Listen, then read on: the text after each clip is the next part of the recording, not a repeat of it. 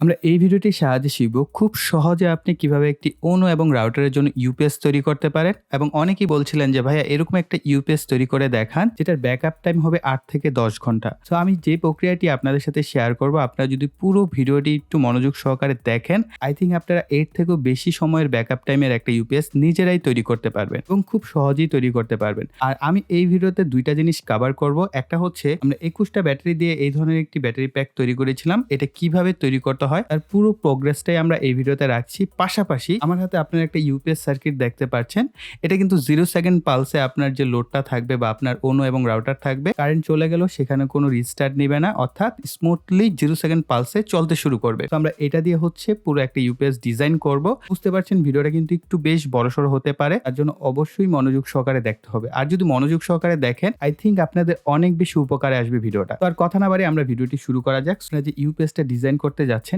সেটা আপনি কি কি ফ্যাসিলিটিস পাচ্ছেন এবং এই সার্কিট বোর্ডটার বাইলিং আমি চেষ্টা করব ভিডিও ডিসক্রিপশন বক্সে দিয়ে দেওয়ার। সো এখানে দেখতে পাচ্ছেন mini router UPS board 40 watt অর্থাৎ 40 ওয়াটের একটি কিন্তু আপনি ইউপিএস এর সাহায্যে তৈরি করতে পারছেন এবং ভার্সন 2.5। আপনারা এট এ টাইম একই সাথে দুইটা 12 ভোল্টের হচ্ছে আউটপুট পাচ্ছেন, একটা 9 ভোল্ট এবং একটা 5 ভোল্টেজ। প্লাস এখানে দেখতে পাচ্ছেন এখানে আমরা 12 ভোল্ট ইন করব, বিভিন্ন পার্সেন্টেজ দেওয়া আছে, অর্থাৎ আপনার ব্যাটারির যে ভোল্টেজ লেভেল সেটা কত পার্সেন্ট হচ্ছে আপনারা এই ইন্ডিকেটর বাতিগুলোর সাহায্যে দেখতে পারবেন। একটা ব্যাটারির উপর আমি হচ্ছে হিটসিং টিউবগুলো লাগিয়ে নিব।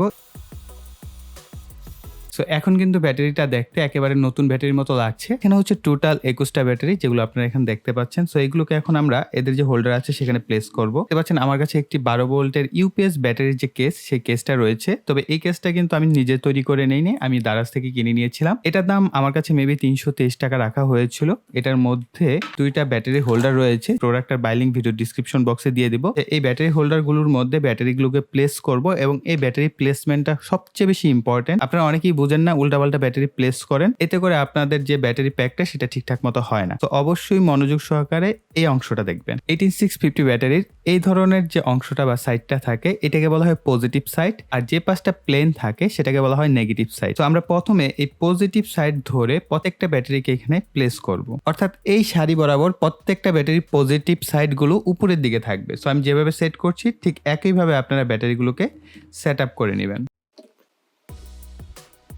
এর পরের যে সারি থাকবে এখানে হচ্ছে আমরা প্রত্যেকটা ব্যাটারির নেগেটিভ যে সাইডগুলো আছে সেইগুলোকে আমরা উপরের দিকে রাখবো।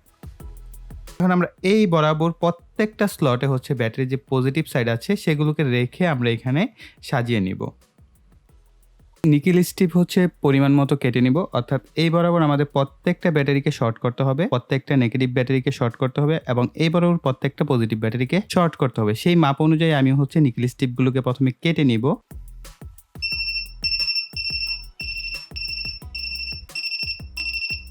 সো দেখেন এই পাশে আমরা পজিটিভ রেখেছি, মাঝখানে নেগেটিভ, এই পাশে পজিটিভ। ওকে, তো এখন আমরা এই পাশের মাঝখানের নেগেটিভের সাথে এই পাশের পজিটিভকে শর্ট করব, এইভাবে শর্ট করছি।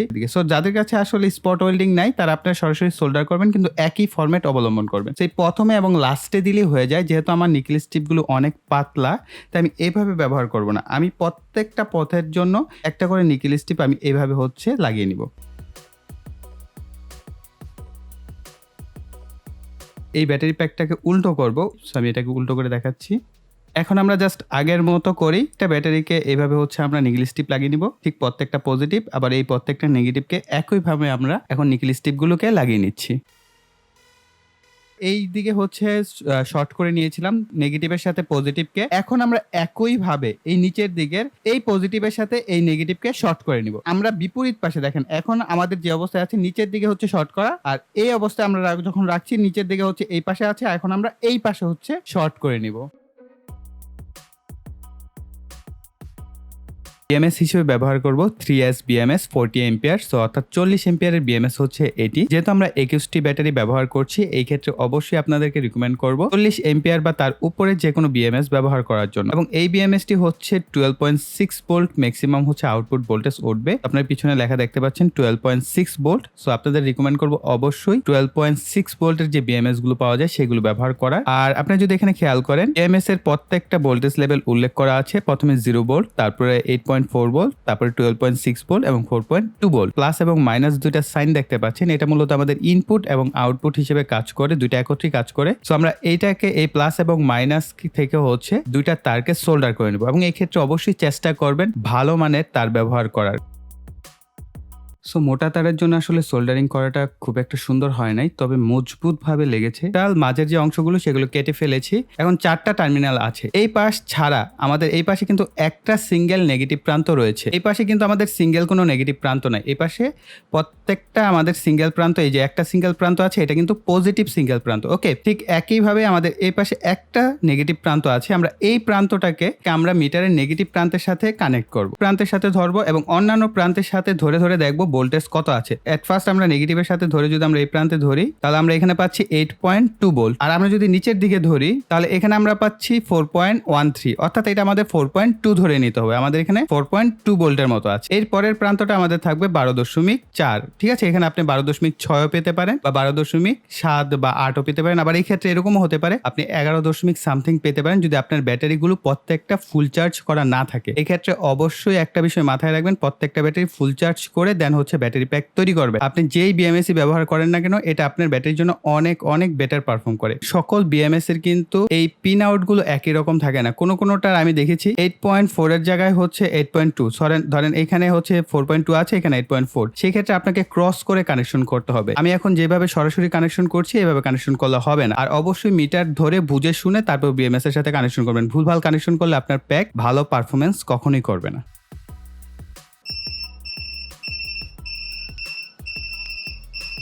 আউটপুটটা টেস্ট করে দেখবো, যদি আমাদের এখানে প্রপার ভোল্টেজটা আসে, তার মানে হচ্ছে আমাদের বিএমএস কানেকশনটা প্রপারলি হয়েছে, আদারওয়াইজ হয়নি। পাচ্ছি 12.4 ভোল্টের মতো অলমোস্ট আমরা পাচ্ছি, 12.43 ভোল্ট। আই থিঙ্ক আমাদের বিএমএসটা প্রপারলি আউটপুট দিতে পারছে। এর ভিতরে আমরা এটাকে ধীরে ধীরে ছাড়বো। ওকে, এরপর হচ্ছে আমরা এই যে দুইটা টার্মিনাল আছে, এই দুইটা টার্মিনালের লালটার সাথে হচ্ছে এখান থেকে আমাদের লাল তারটাকে কানেক্ট করব, আর নীলটার সাথে হচ্ছে এখান থেকে আমাদের কালো তারটাকে কানেকশন করে নিব।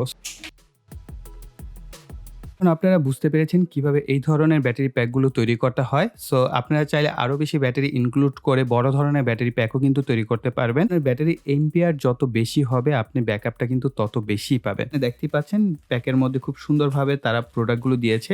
এবং এই ইউপিএস সার্কিটটার একটা ভালো দিক হচ্ছে, ইউপিএস সার্কিটের সাথে আপনি ইউজার ম্যানুয়াল দিয়েছে তারা, সার্কিটের কোন অংশের কি নাম বা কোন জায়গায় কি কানেক্ট করতে হবে, তারা একটা সুন্দরভাবে সিম্পল ভাবে একটা ইউজার ম্যানুয়াল তৈরি করে দিয়েছে। ব্যাটারির সাথে সার্কিটটাকে অ্যাসেম্বলি করাটা শিখবো, কিভাবে আপনারা কানেকশনগুলো করবেন। সো আমরা এর জন্য একটা বোর্ডের সহযোগিতা নিচ্ছি। সো কার্ডবোর্ডের উপর সেট আপ করলে যে বিষয়টা হয়, যে আসলে বিষয়টা বুঝতে সুবিধা হয় অনেকের ক্ষেত্রেই। এখানে আমরা গ্লু গানের সাহায্য হচ্ছে আমরা এখানে বোর্ডটাকে সেট আপ করে নিব।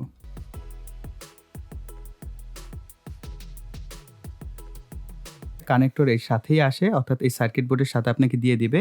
এই কানেক্টরটাকে হচ্ছে আমাদের এখানে ইনপুট করতে হবে। ইনপুট করার পর এই দুইটা তারকে হচ্ছে আমাদের সুইচের দুই প্রান্তে সোল্ডার করে নিতে হবে। সো এখন আমি সুইচের দুই প্রান্তে হচ্ছে এই তার দুইটাকে সোল্ডার করে নিব।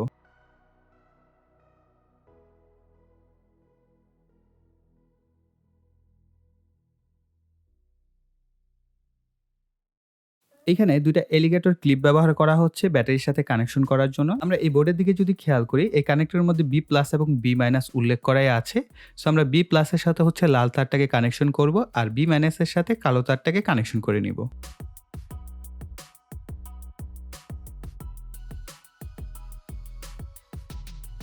এলিগেটর ক্লিপ দুইটাকে আমরা কানেক্ট করে নিব ব্যাটারির সাথে। সো আপনারা যদি বোর্ডের দিকে খেয়াল করেন, তাহলে আমাদের বাতিটা জ্বলছে, অর্থাৎ আমাদের ইউপিএস মোড অন অবস্থায় আছে এবং আমাদের চার্জিং হচ্ছে 100% ফুল চার্জে আছে, যেহেতু আমাদের এই ব্যাটারিটা ফুল চার্জ করা। এবং এখান থেকে যদি আমরা ইনপুট করি, তাহলে হচ্ছে আমাদের ব্যাটারিটা চার্জ হওয়া শুরু করবে। আর এখানে সুইচ আছে, সুইচটাকে যদি অফ করে রাখেন, তাহলে আপনার এই ইউপিএসটা অফ থাকবে, আর অন করলে আপনাদের ইউপিএসটা কিন্তু অন হয়ে যাবে। সো এবার আসা যাক চার্জিং সেকশন নিয়ে। সো চার্জিং সেকশনে দেখতে পাচ্ছেন এখানে হচ্ছে আমি দুইটা অ্যাডাপ্টার কিনেছিলাম এর আগে, এবং এই দুইটা অ্যাডাপ্টার আমি মোটামুটি ভালোই ব্যবহার করছি। তবে এগুলোর প্রাইস খুব একটা বেশি হয় না। তবে এদের মধ্যে আরেকটা ভেরিয়েন্ট আছে, আমি দেখাচ্ছি আপনারা কিভাবে বুঝবেন। সো একটা হচ্ছে 5 এম্পিয়ারের, আর একটা হচ্ছে 3 এম্পিয়ারের। সো দুইটা অ্যাডাপ্টারে এই জায়গায় যে লেখাটা আছে অ্যাডাপ্টার পাওয়ার, এটার মধ্যে একটা চাইনিজ লেখা থাকে। ওই অ্যাডাপ্টারটার প্রাইসটাও কিছুটা বেশি হয়ে থাকে, ৭০০ থেকে ৳১,০০০ প্রাইসের মধ্যে, এবং এটা হচ্ছে ২৪ ভোল্ট পর্যন্ত আপনারা ম্যাক্সিমাম হচ্ছে আউটপুটটা নিতে পারবেন। সো একই রকম দেখেন সেম ২ টা অ্যাডাপ্টার। এটা হচ্ছে ৫ এম্পিয়ারের। সো এটা পিছনের দিকে যদি আপনারা খেয়াল করেন তাহলে দেখতে পাবেন ৩ থেকে ২৪ ভোল্ট পর্যন্ত হচ্ছে ম্যাক্সিমাম আপনারা আউটপুট ভোল্টেজ নিতে পারবেন। আর এটা হচ্ছে 5 এম্পিয়ার। আর এই অ্যাডাপ্টারটা আপনারা দেখতে পাচ্ছেন এটা হচ্ছে 3 এম্পিয়ারের। ঠিক একই ৩ থেকে 24 ভোল্ট পর্যন্ত আপনারা আউটপুট নিতে পারবেন। এখন কথা হচ্ছে যে ভাই আমরা আসলে কোন অ্যাডাপ্টারটা ব্যবহার করব? তো আপনি যদি এই ধরনের সেম আমার মতো ১৪ এম্পিয়ারের ব্যাটারি প্যাক তৈরি করেন, অর্থাৎ ২১ টা ব্যাটারি দিয়ে, তাহলে আমি রিকমেন্ড করব 3 এম্পিয়ার হচ্ছে স্টেবল। সো আপনারা যে 5 এম্পিয়ার দিয়ে চার্জ করতে পারবেন না তা না। আমি বলব যে আপনারা 3 এম্পিয়ারটা সিলেক্ট করবেন। এতে করে আপনাদের অ্যাডাপ্টারটাও ভালো থাকবে, প্লাস আপনাদের ব্যাটারিটাও প্রপারলি চার্জ হবে। আসলে ফাস্ট চার্জিং হলে যে ব্যাটারি খুব দ্রুত চার্জ হবে, খুব দ্রুত ডিসচার্জ হবে ওরকমটা না। যেহেতু আপনি এরকমও হতে পারে এই অ্যাডাপ্টারটা দিনরাত ২৪ ঘন্টা লাগিয়ে রাখবেন, কিন্তু দেখা গেল যে আপনার ইলেকট্রিসিটি যায় নাই। সো তখনও কিন্তু আপনার ডিভাইসটা কানেক্টেড অবস্থায় থাকবে। এই কারণে আপনি যদি কিছুটা কম এম্পিয়ারও ব্যবহার করেন, আপনার যে ব্যাটারিটা সেটা কিন্তু ফুল চার্জই হয়ে থাকছে। সো এই ক্ষেত্রে আসলে কিন্তু আপনার ফাস্ট চার্জিং এর দরকার নাই। সো সেক্ষেত্রে আমি বলব যে আপনারা 3 এম্পিয়ারের অ্যাডাপ্টারটা ব্যবহার করবেন। ২০ এম্পিয়ার বা ২৫ এম্পিয়ারের হচ্ছে ব্যাটারি প্যাকটা তৈরি করেছেন, সেক্ষেত্রে অবশ্যই আপনাকে 5 এম্পিয়ারের অ্যাডাপ্টারটা ব্যবহার করতে হবে। আর আমি চেষ্টা করব এই ২ টা অ্যাডাপ্টারের বাই লিঙ্ক ভিডিওর ডিসক্রিপশন বক্সে দিয়ে দেওয়ার। সো আপনারা চাইলে সেখান থেকে কিনে নিতে পারেন। এবং একই রকম দেখতে কিন্তু অনেকগুলো অ্যাডাপ্টার আছে একদম সেম টু সেম এরকম দেখতেই। সেগুলোর কোয়ালিটি কিন্তু নড়বড়ে হয় বা খারাপ হয়। তবে আমি এই ২ টা অনেক লম্বা সময় যাবতই ব্যবহার করছি। এখনও আমাকে ট্রাস্টের সাথে আউটপুট দিচ্ছে এবং আমি মনে করি যে একেবারে খারাপ না, মোটামুটি ভালো মানের অ্যাডাপ্টার এগুলো। সো আমরা এখান থেকে হচ্ছে ৩ এম্পিয়ারের যেটা আছে সেটা আমরা হচ্ছে এখানে চার্জিং সেকশনে ব্যবহার করব।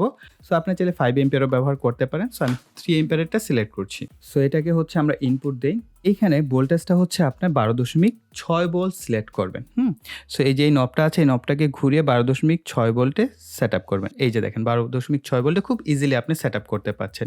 এই হচ্ছে আমাদের চার্জ ইন। আমরা এখানে ইনপুট করে দিলাম। সো এখন আপনারা দেখতে পাচ্ছেন আমাদের এইখানে কিন্তু একটা ইন্ডিকেটর বাতি জ্বলছে, অর্থাৎ আমাদের চার্জ ইন অবস্থায় আছে। আর আমরা যদি এখন ইউপিএসটাকে অন করে দেই তাহলে আমাদের ইউপিএসটা কিন্তু অন কন্ডিশনে আছে। সো আমরা এট এ টাইম এখানে আউটপুট দিয়ে দেখি যে আমাদের আউটপুট লোডটা চলে কিনা। সো আমরা একে একে এই ৭৭৫ ডিসি মোটরকে আউটপুট দিয়ে দেখবো যে আসলে কি হয়। সো আমরা প্রথমটাই কানেক্ট করছি। তো ডিসি মোটর কিন্তু চলছে। সো আমরা চেঞ্জ করে পরেরটায় কানেকশন করে দিই। সো এখন হচ্ছে ৯ ভোল্টে অপারেট হচ্ছে, আপনারা সাউন্ড শুনে বুঝতে পারছেন। দেন আমরা ১২ ভোল্ট দিয়ে দেখি। সো দেখতে পাচ্ছেন ১২ ভোল্টের ডিভাইসটা আমাদের আরও বেশি দ্রুত গতিতে ঘুরছে এবং সাউন্ডটা কিন্তু অনেক বেশি হচ্ছে, যেহেতু বেশি ভোল্ট এবং এম্পিয়ার সে পেয়েছে। এটা হচ্ছে 5 ভোল্টের একটা রাউটার। সো আমার কাছে আসলে ১২ ভোল্টের কোনো রাউটার নেই, বা আমি এই রাউটারটাই মূলত ব্যবহার করে থাকি পার্সোনাল ইউজের জন্য, বা আমার কাছে এই মুহূর্তে কোনো ONU নাই। সো এক্সট্রা একটা ONU আমার কিনা দরকার। সো আপনাদের সাথে এই ধরনের ভিডিওগুলো শেয়ার করার জন্য। আই থিংক এটা যদি রিস্টার্ট না নেয় তাহলে ১২ ভোল্টের বা ৯ ভোল্টের ONU রাউটার রিস্টার্ট নিবে না। সো আমরা এটাকে কানেক্ট করি। আমাদের প্রথমটা হচ্ছে 5 ভোল্টের জ্যাক, আমরা এখানে ইনপুট করে দিচ্ছি। সো খেয়াল করেন আমাদের রাউটার কিন্তু পাওয়ার পেয়েছে। আমরা কিছুটা সময় অপেক্ষা করব, আরেকটা বাতি জ্বলবে। সো এখন দেখতে পাচ্ছেন আমাদের ২টা বাতি জ্বলছে। যদি এটা রিস্টার্ট নেয় তাহলে হচ্ছে একটা বাতি বন্ধ হয়ে যাবে, বা ২টা বাতি বন্ধ হয়ে আবার কিন্তু স্টার্ট হবে, যেহেতু কিছুটা সময় লাগে সেকেন্ড বাতিটা অন হতে। সো এখন আমরা দেখি, যদি ধরেন এখন আমাদের ইলেকট্রিসিটি চলে আসছে, আমাদের ডিভাইসটা কিন্তু অফ হয় নাই। ওকে, সো বড় বিষয় হচ্ছে যখন কিনা ইলেকট্রিসিটি চলে যায় তখন কিন্তু রিস্টার্ট নেয়। সো আমরা আমাদের এই ইলেকট্রিসিটির, অর্থাৎ এইখানে দেখেন আমাদের ভোল্টেজ দেখাচ্ছে, এটা অফও করে দিচ্ছি। সো তাহলে আমাদের কিন্তু ডিভাইস রিস্টার্ট নেয় নাই, অর্থাৎ আমাদের ডিভাইসটা স্টেবলভাবে আউটপুট দিচ্ছে। সো ঠিক আবার যদি আমরা এখানে অন করি, সো দেখতে পাচ্ছেন আমাদের ডিভাইস চলছে। আবার যদি অফ করে দেই তাহলে কিন্তু আমাদের ডিভাইসের কোনো পরিবর্তন হচ্ছে না, অর্থাৎ ২টা বাতি স্টেবল অবস্থায় চলছে। যদি রিস্টার্ট নিত তাহলে কি হতো আমি দেখাচ্ছি। ধরেন এটা যদি রিস্টার্ট নিত তাহলে আমাদের এই যে একটা বাতি জ্বলতো এবং কিছুটা সময় পর আরেকটা বাতি জ্বলতো। সো এই কারণে আমি বলতে পারছি যে আমাদের রাউটার কিন্তু রিস্টার্ট নিচ্ছে না, অর্থাৎ স্টেবলভাবে আউটপুট দিচ্ছে এবং 0 সেকেন্ড পালসে কিন্তু আমাদের ডিভাইস চলছে। অর্থাৎ আপনি যদি গেমিং বা লাইভ স্ট্রিম করতে থাকেন ওই অবস্থায় আপনার ONU রাউটার কোনো রিস্টার্ট নিবে না। সো আপনারা চাইলে এই সার্কিটটা অনায়াসে ব্যবহার করতে পারেন, এবং আপনারা চাইলে লম্বা ব্যাকআপের কিন্তু একটা ইউপিএস নিজের এইভাবে ডিজাইন করে নিতে পারেন।